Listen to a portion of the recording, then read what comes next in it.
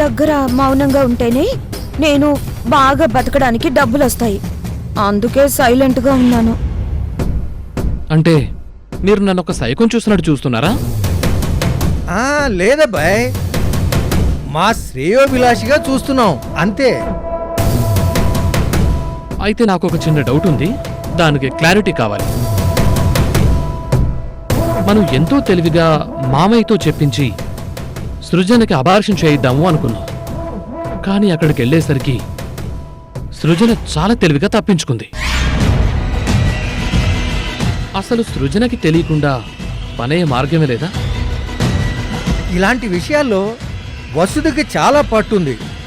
తనే కరెక్ట్గా చెప్తుంది. బాబాయ్ ఎంత కరెక్ట్గా చెప్తున్నాడు అంటే ఇంతకు ముందేమైనా...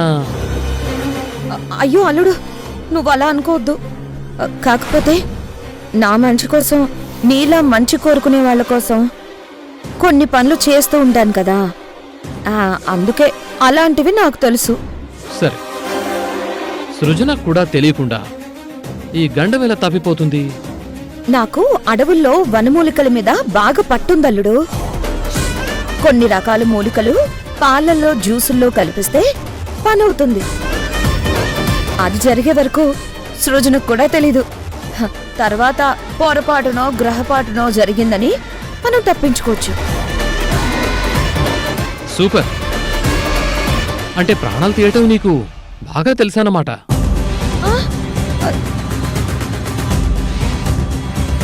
అది కాదల్లుడు. ఇంకాపు. ఇక్కడ ఇంతకు మించి నువ్వు డైలాగులు చెప్తే చిరాగ్గా ఉంటుంది. ముందా పంచే.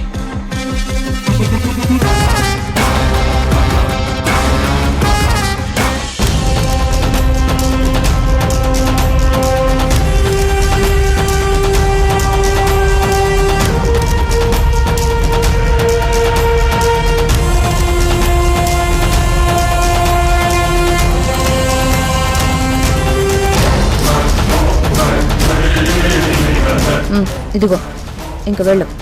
ఎవరికైనా చెప్పావా? చెప్పనమ్మా. ఉంటానమ్మా.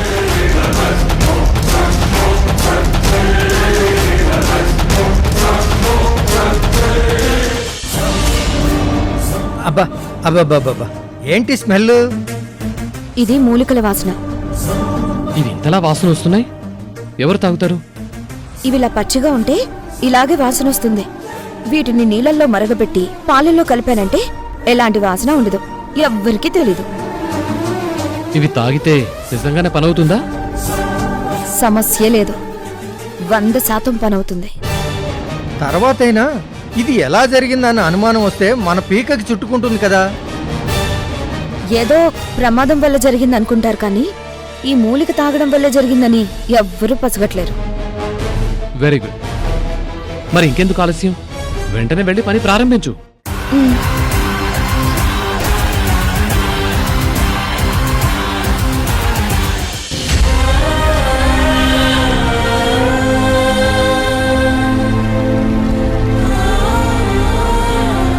చూడు సృజన, మనసులో ఇంకేం పెట్టుకోకు. నువ్వు ఇప్పుడు ఎంత ప్రశాంతంగా ఉంటే నువ్వు బిడ్డ అంత ఆరోగ్యంగా ఉంటారు. జరిగేది ఏదైనా సరే మన చేతిలో ఉండదు, కానీ అంతా మంచి జరుగుతుందని ఆలోచించు. నువ్వు రెస్ట్ తీసుకో. నేను ఇంటికి వెళ్ళి చిన్న పనుంది చూసుకుని మళ్ళీ వస్తాను. తరా, నువ్వు త్వరగా వచ్చే. ఈ ఇంట్లో నువ్వు లేకుండా నేను ఒక్కదాన్నే ఉండాలంటే నాకెందుకో చాలా చిరాగ్గా ఉంది. అదేంటి సృజన, ఇది నీ ఇల్లు. నీ ఇంట్లోనే నువ్వు అలా అనుకుంటే ఎలా? నా ఇల్లైనా ఇప్పుడు డాడీ కూడా నా గురించి ఎలా ఆలోచిస్తున్నారో అర్థమైంది కదా. అందుకే నువ్వు కూడా నా దగ్గరుంటే బాగుంటుంది అనుకుంటున్నాను. సృజన, సార్ నీ గురించి మంచిగానే ఆలోచిస్తారు తప్ప నీకు చెడు చెయ్యాలి అనుకోరు. అయినా సరే తొందరగా వస్తాను, నువ్వు రెస్ట్ తీసుకో.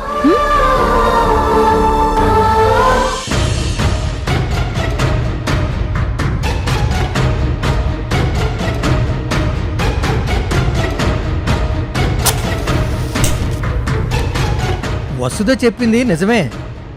ఇందాక వచ్చినంత వాసన ఇప్పుడు లేదు, మెల్లగా తగ్గిపోయింది. పాలలో కలిపేసరికి పూర్తిగా ఉండదని చెప్పింది కదా, ఇంకా మనకి ఏ ప్రాబ్లం ఉండదు. సృజన, నీ కడుపులో పెరుగుతున్న గోపి రూపం ఈ రోజుతో మాయమైపోతుంది. అలాగే తొందరలో నీ మనసులో ఉన్న గోపి ప్రేమను కూడా నేను మాయం చేస్తాను.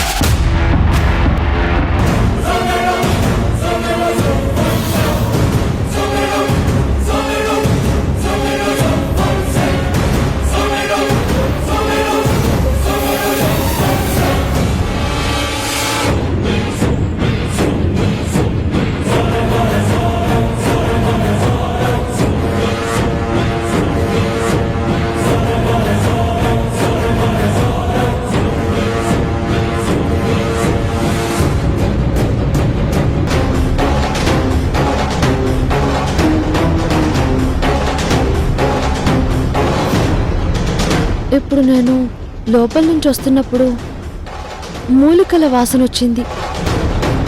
ఇంట్లో మూలికలు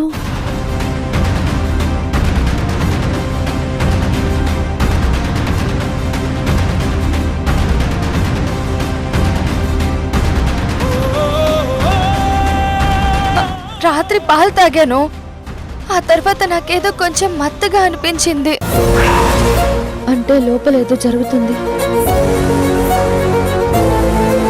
సృజన చాలా ప్రమాదంలో ఉంది. యశోద గారు, ఇదిగోండి, సృజనకి పాలు కలిపాను, మీ చేత్తోనే ఇవ్వండి. గేదె నువ్వు కొంటే పాలు మా ఆయన పితికినట్టు మధ్యలో నేనివ్వడం ఎందుకు? నువ్వే కలిపావు కాబట్టి నువ్వే తీసుకెళ్ళివు. యశోద గారు, సృజన ఇప్పుడు బాధలో ఉంది. నేనిస్తే తాగునని కసిరేస్తుంది. కానీ మీరు అత్తయ్య కాబట్టి మీ చేత్తో మీరిస్తే తను కాదనకుండా తాగుతుంది. ఈ టైంలో తను బలంగా ఉండాలి కదా, అందుకే ఇవ్వండి. నేను కడుపుతో ఉన్నప్పుడు కూడా నువ్వుంటే ఎంత బావుండేదో. ఇలా అన్నీ కలిపిచ్చేదానివి. అప్పుడిచ్చేవాళ్ళు ఎవరూ లేక అన్నీ నేనే కలుపుకుని తాగేదాన్ని. హా, సర్లే, ఇలా ఇవ్వు.